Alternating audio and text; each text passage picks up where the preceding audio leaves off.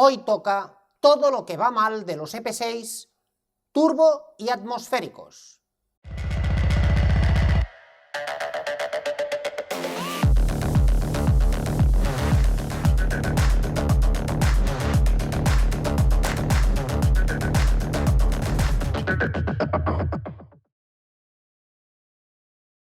Es común encontrar dificultades o problemas en aquellas primeras generaciones de cualquier tipo de motorización, especialmente cuando hemos incorporado tecnologías no experimentadas y además por doquier, un montón de ellas juntas que van a tener que realizar una labor muy técnica y que pueden generar ciertos inconvenientes. En el caso de las motorizaciones de esta serie, los EP6 y EP6 Turbo han padecido todos los problemas juntos. Y cuidado, no todas las cuestiones tienen que ver con el concesionario o bien con el fabricante, sino que aquí también entra la labor de aquellos técnicos aftermarket que han trabajado sobre estos equipos, y no solo ellos, sino que el usuario final tiene mucho que decir.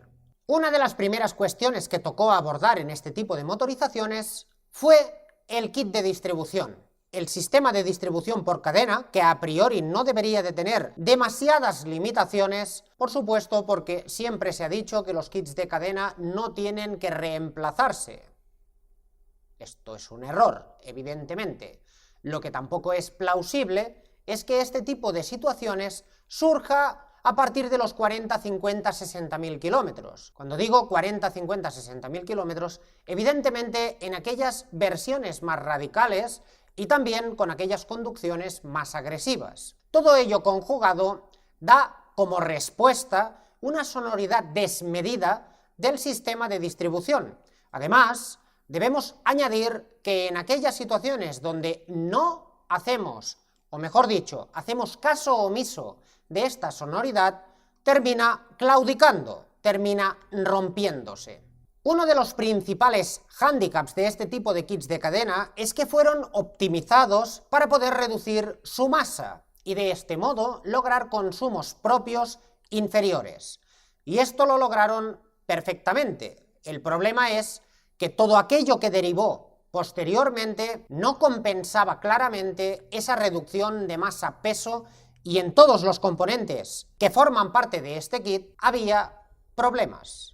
Los bulones que empleamos para componer cualquier eslabón de cadena necesitan una lubricación que permita reducir el desgaste propio que tendría cualquier sistema que tiene un giro, porque si nosotros tenemos una lubricación precaria, pues evidentemente vamos a ver reflejada esta lubricación precaria en todas aquellas partes que tienen una movilidad. Lógicamente, cuanto más larga es la cadena, más desgastes asociados sumamos, es una cuestión de lógica. El ruido, la sonoridad que desprende cualquier kit de cadena cuando se está elongando, cuando se está alargando la propia cadena, pues es algo que cambia totalmente el sonar de cualquier motor, porque es una advertencia. Detrás de la advertencia, automáticamente la cadena va a romper. Las cadenas de distribución no son eternas, es necesario sustituirlas. La gente está acostumbrada a aquellos tanques de los años 80 en los que la cadena que valía igual para transmitir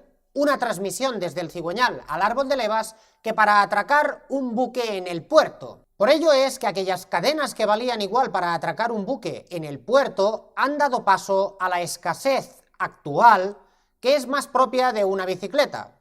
Incluso si vamos un pasito más allá, es probable que una BH tenga un eslabón más grueso que este modelo.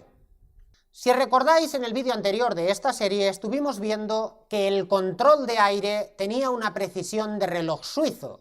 Está claro que esa precisión se logra justamente con una sincronización óptima. No quisiera poner el dedo en la llaga, pero evidentemente el Vanos y el Valvetronic son incapaces de realizar su labor si nos permitimos el lujo de realizar el calado de la distribución a mano. Y cuando digo a mano, seguro que a alguno se le riza el pelo.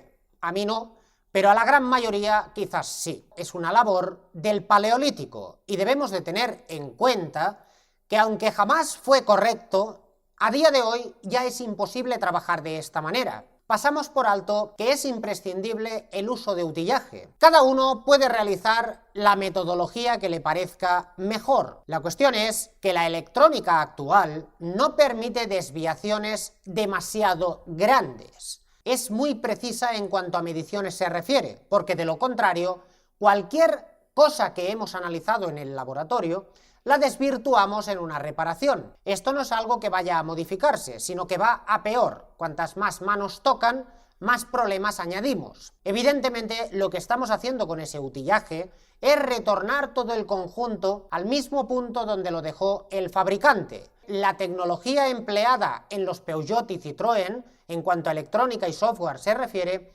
es bastante más rudimentaria y automatizada, que por tanto no nos permite ni tantos ajustes, ni es tan quisquillosa a la hora de reportarnos averías, tanto de sincronización como de otras cuestiones que veremos otro día si eso. Pero BMW no es así, porque aplica un software que ya tiene más que elaborado y que coloca en infinidad de berlinas que son mucho más caras. Una vez elaborado este software, no va a realizar uno peor para una versión económica, sino que aplica el mismo. Esto quiere decir que a la hora de calcular el aire que entra en un motor y la sincronización del mismo, os reportará infinidad de problemas, tanto de árbol de levas que no está en condiciones, Valvetronic que no funciona, el Vanos que da problemas. Todo este tipo de reportes tienen siempre que ver con la sincronización, con la presión del aceite y con las válvulas de control del mismo. Por tanto, si no acertamos correctamente con el calado de la distribución, nosotros mismos seremos quien generaremos que se encienda la luz de avería motor y que no sepamos qué es lo que ocurre, porque en rara ocasión asimilaremos la avería que tiene memorizada el calculador con que hemos situado la cadena en un mal punto. En el momento que tenemos algún tipo de avería relacionada con una sincronización incorrecta, el Valvetronic, que es la parte más sensible de los sistemas incorporados en este tipo de motores, deja de operar correctamente.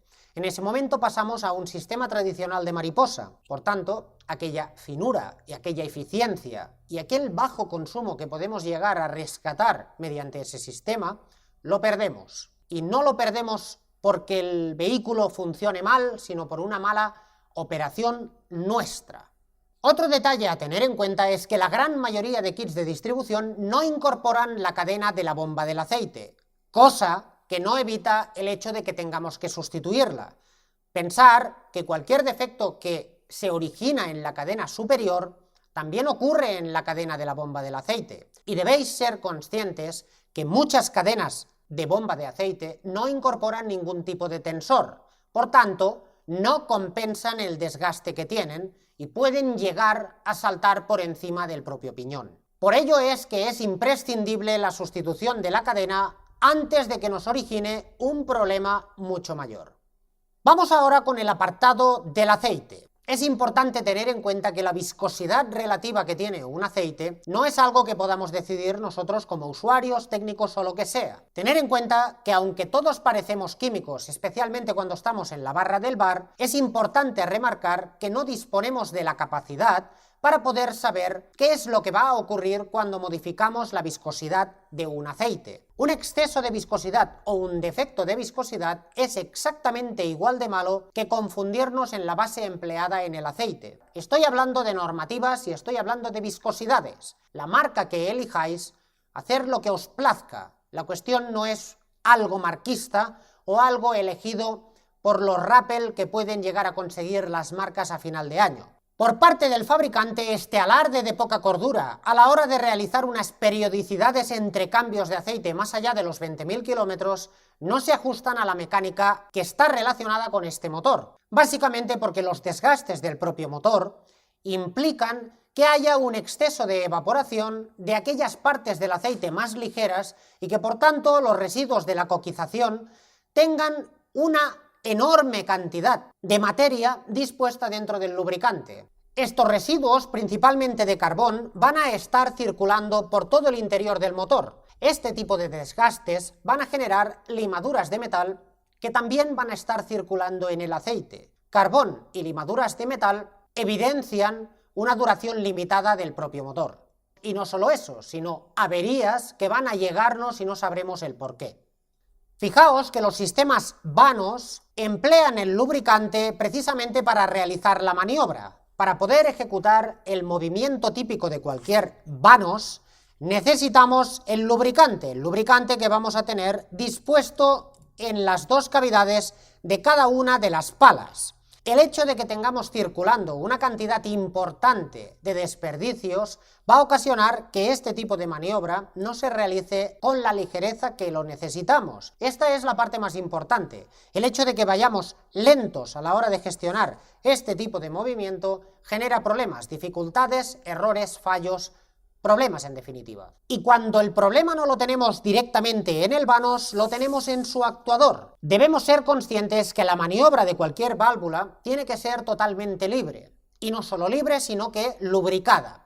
Si nosotros tenemos una acumulación de carbón y virutas en cualquiera de estas válvulas, que además es una avería común en ellos, pues evidentemente la maniobra va a ser limitada o nula. Pero lógicamente todo este tipo de defectos quedan totalmente eclipsados si los comparamos con el desgaste en los cilindros, porque esto ya evidencia una vida limitada de cualquier motorización. Y este será el que nos llevará justamente al problema más acusado de estos motores, el consumo de lubricante desmedido. El consumo de aceite desmedido es quizás la peor de las cuestiones a abordar por cualquier tecnología downsizing. Y cuidado, he mencionado downsizing y no EP6, y es que esto es un defecto que tienen bastantes unidades que siguen este tipo de tecnología de reducción de tamaños, manteniendo o superando ampliamente las potencias que tenían los de antaño. Debemos ser conscientes que este tipo de consumos no aparece enseguida, sino más bien cuando estamos cerca de los 100.000 kilómetros, y cuando ya tenemos 150.000, consumimos más aceite casi que combustible. Por supuesto es una exageración, pero quiero que entendáis que el consumo es sumamente notorio. Está asociado a dos cosas bastante marcadas. Uno, el tipo de conducción y uso que hemos empleado, y dos, la periodicidad entre cambios de aceite y qué lubricante hemos empleado. Y estas dos cosas conjugadas van a dar como respuesta que un motor empiece a consumir aceite a los 80.000 o a los 160.000. La cuestión es que va a tener un desgaste, va a tener un consumo, pero no sabemos cuándo. Tanto es así que las marcas, en un intento por tapar algo que a priori todo el mundo ve con malos ojos, han dado por bueno consumos de entre medio litro y 1 litro a los 1.000 kilómetros, que es una barbaridad, por no decir otra cosa. Fijaos que si realizamos los cambios de aceite cada 30.000 kilómetros, habremos podido añadir 30 litros de aceite, que si somos conscientes de que el cárter de aceite de este tipo de motores incorpora únicamente unos 4 litros de lubricante, es como haber realizado los cambios de aceite cada 7.500 kilómetros, que por contra, si hubiésemos realizado el cambio de aceite cada 7.000 kilómetros, no tendríamos el consumo desmedido que tenemos por haberlo realizado a los 30.000. Esto es algo que a priori puede parecer una paradoja, no lo es. Si cambiamos el aceite antes de tiempo, prolongamos la vida útil de este tipo de motorizaciones. Cuidado, el fin no justifica los medios. El diseño inicial, el inicial era una patata, tecnológicamente muy avanzado, impresionante el despliegue de tecnología que se ha aplicado a este tipo de motores. Pero a la hora de tener en cuenta la longevidad a la que pueden llegar este tipo de motores, una patata.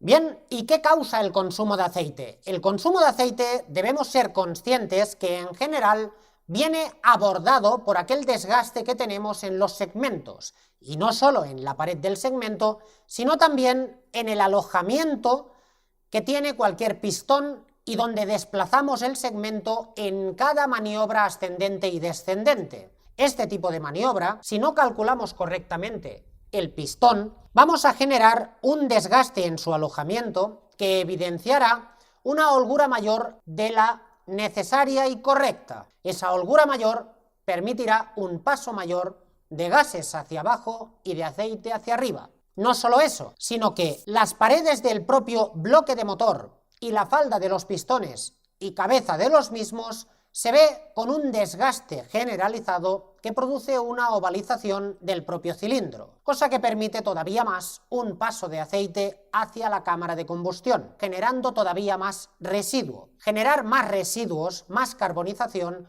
lo único que implica es que ese aceite que tenemos en el cárter termine todavía antes con las propiedades añadidas a cualquier lubricante, los aditivos. Esos aditivos tienen una vida limitada. Si nosotros la limitamos más, pues estamos muy mal. En este caso os traigo una sección de un bloque de motor precisamente de uno de estos automóviles. La sección es únicamente para ver que la camisa que tenemos refundida dentro del propio aluminio tiene una dimensión limitada. Bien, yo estoy algo contrariado con lo que se dice popularmente que si la camisa es mala y tal. Yo creo que el acierto, o mejor dicho, el desacierto, estuvo más centrado en el propio pistón y la elaboración de la circulación del mismo, así como la gestión de la lubricación en el cilindro y también, muy importante, la refrigeración del mismo, que no propiamente en la camisa, porque el mismo motor, posteriormente, tras haber realizado ciertas adaptaciones, ha prolongado bastante la vida útil del mismo. Además de los desgastes asociados a la parte baja de cualquier motor, debemos añadir que las válvulas tienen un sello que tiene que estanquizar justamente para no poder pasar parte del aceite hacia la cabeza de la válvula. Esto evitará precisamente un consumo por esa parte. En aquellos motores que trabajan a una temperatura más elevada, la goma, que tiene que dar como sello y cerrar, se endurece, se cristaliza y permite un paso de aceite mayor. Si asociamos una parte de paso de aceite de la parte superior a la cámara de combustión y también una porción por la parte inferior hacia arriba, lo que tenemos conjugado es un consumo desmedido, que es en lo que nos encontramos en este tipo de motorizaciones. Imagino que alguno tendrá en mente que este tipo de desgastes está asociado básicamente a dos cuestiones, y evidentemente así es. Una es la lubricación y otra es la temperatura media de trabajo de cualquier motor. Además, lógicamente, de los materiales empleados. Si aumentamos la resistencia de los mismos, podemos mantener los otros dos factores y tendremos una vida mayor. La cuestión es que estos motores están formando parte de aquellas versiones más económicas de cualquier marca. Por tanto, la aplicación de materiales caros queda totalmente descartado, porque entonces estaríamos convirtiendo una versión económica en una versión cara, y ningún fabricante hace esto. Esto es una porción únicamente de los fallos asociados a este tipo de mecánicas. Hemos hablado de la parte de la lubricación, todavía nos falta algo muy importante, que es el sistema de refrigeración, su temperatura media y demás factores que aplican errores a esta mecánica. Y esto es lo que vamos a ver en el siguiente vídeo.